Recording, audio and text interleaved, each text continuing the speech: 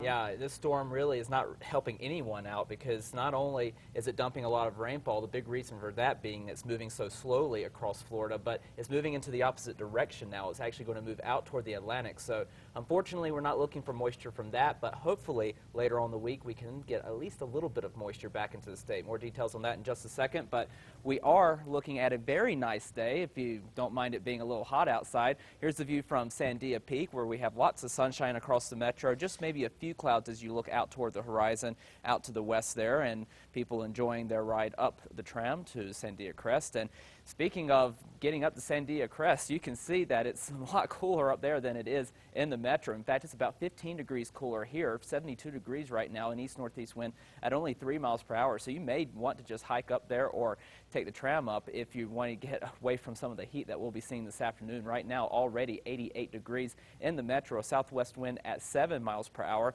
We're looking at temperatures even warmer than that already over the eastern part of the state. 95 already in Tucumcari, 94 in Clayton, 85 currently in Las Vegas. Down to the south, we're already in the low 90s here, 92 for both Roswell and Carlsbad, 91 currently in Alamogordo, and the temperatures will do nothing but go up throughout the day. And with all the heat, it will be dry once again for today. We don't have single-digit relative humidities, but we are in the teens across much of the state, so it's still very dry out there. Of course, with all the fires going out there, I don't have to tell you, you want to be very careful out there and try not to burn anything because some of those fires could pick up very quickly. Taking a look at the satellite and radar, we do have lots of sunshine across New Mexico, but you can see just a few clouds over in western Arizona. We have an area of high pressure out to our east, and around that area of high pressure, we are getting a little bit of moisture into Arizona, but we aren't looking at as much moisture as what we were seeing over the weekend for western parts of Arizona, but eventually we will try to push some of this moisture into our direction and give at least a chance for a couple of showers and storms into the western part of the state over the next couple of days. But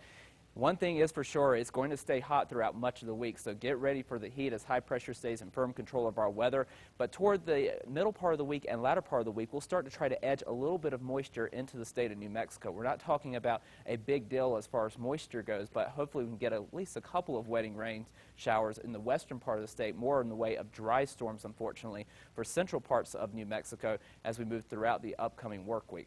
Taking a look at your forecast for southern Colorado, being on the western portion of the viewing area, you do have that chance for a couple of spot storms for over the next couple of days, possibly more wetting rains as we move into Wednesday, as temperatures stay in the upper 80s to low 90s through at least the next 7 days. Over the northwest, we're looking for a hot day with temperatures in the mid to upper 90s, 97 for Farmington, 98 in Chinle, 95 in Dulce.